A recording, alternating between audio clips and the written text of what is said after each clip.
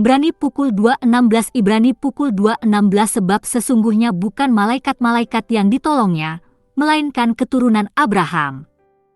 Komentar, Yesus membantu kita tetapi bukankah semua malaikat melayani roh yang diutus untuk melayani mereka yang akan mewarisi keselamatan? Ibrani pukul 1:14 Jadi ada apa dengan keturunan Abraham?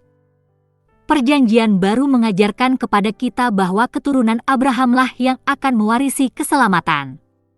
Ini termasuk orang percaya Yahudi dan bukan Yahudi.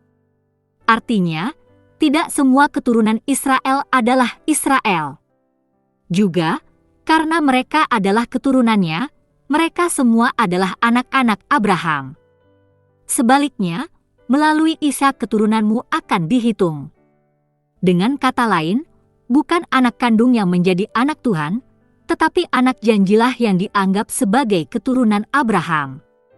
Roma 9:6-8 Komentar, Yesus membantu kita. Adapun kata bantuan, menurut saya itu bukan penggunaan yang paling akurat atau umum.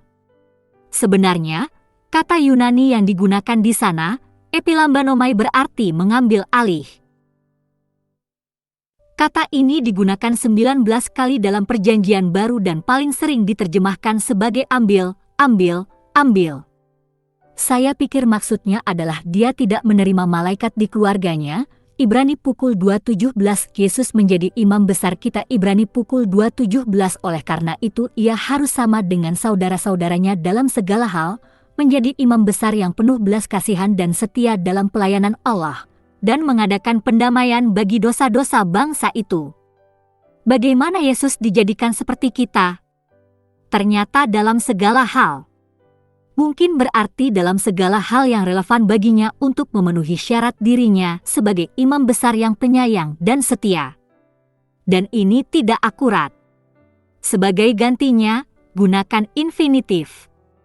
Dia menjadi imam besar yang setia atas perintah Tuhan untuk melakukan pendamaian bagi dosa-dosa umat. Tapi apa logikanya di sini? Banyak dari surat Ibrani dari pasal 5-10 akan berbicara tentang imamat Kristus. Pada dasarnya imam besar adalah semacam perantara antara Tuhan dan manusia. Ada satu Tuhan dan satu perantara antara Tuhan dan manusia Kristus Yesus, yang memberikan dirinya sebagai tebusan bagi semua manusia. 1 Timotius 2:5-6 Meskipun di bawah hukum Musa ada laki-laki yang ditunjuk untuk peran imam dan imam besar, Yesus adalah imam besar par excellence. Peran imamat di bawah hukum adalah bayang-bayang dari apa yang digenapi dalam Kristus. Sekarang, mediator adalah orang perantara. Dia harus mengidentifikasi dengan kedua belah pihak. Yesus, dalam hakikatnya, adalah Allah. Filipi 2:6 Dia adalah pencipta. Yohanes 1:3, Ibrani pukul 1:10, Ibrani 3:3-4 Tetapi untuk menjadi perantara bagi umat manusia, ia harus menjadi manusia. Jadi pada mulanya adalah firman, dan firman itu bersama-sama dengan Allah, dan firman itu adalah Allah. Dan firman itu menjadi daging dan tinggal di antara kita, dan kita melihat kemuliaannya, kemuliaan sebagai anak tunggal Bapa, penuh kasih karunia dan kebenaran. Yohanes 1:1-14 Tapi sejauh mana ia menjadi manusia adalah kontroversial dan subjek dari ayat berikutnya. Yesus bersimpati dengan kita. Ibrani pukul 2:18 Karena ia sendiri menderita ketika dicobai, ia sanggup menolong mereka yang dicobai. Seseorang tidak dapat berbicara hanya tentang mengalami penderitaan fisik yang kita alami karena kefanaan kita. Itu berkaitan dengan benar-benar mengalami godaan berdosa dan penderitaan yang terkait dengan penolakan terhadap godaan tersebut, karena peran imamat adalah menangani dosa dan rasa bersalah yang terkait dengan dosa. Sebab kita tidak mempunyai imam besar yang tidak dapat turut merasakan kelemahan kita, melainkan imam besar yang sama seperti kita, yang telah dicobai dalam segala hal, tetapi tidak berbuat dosa. Ibrani pukul 4:15 Karena itu ia harus disamakan dengan saudara-saudaranya dalam segala hal.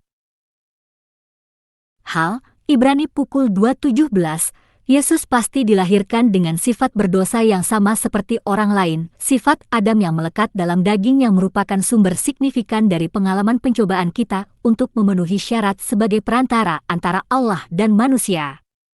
Faktanya, NIV sering menerjemahkan kata Yunani untuk daging sebagai sifat berdosa. Daging yang dimiliki Yesus adalah jenis daging yang sama dengan yang kita miliki. Untuk apa yang tidak dapat dilakukan oleh hukum, karena dilemahkan oleh sifat berdosa, Tuhan melakukannya dengan mengutus anaknya sendiri dalam rupa manusia berdosa untuk menjadi korban penghapus dosa. Jadi dia mengutuk dosa pada manusia berdosa, agar tuntutan hukum yang benar dapat dipenuhi sepenuhnya di dalam kita, yang hidup tidak menurut sifat berdosa, tetapi menurut roh. Roma 8:3-4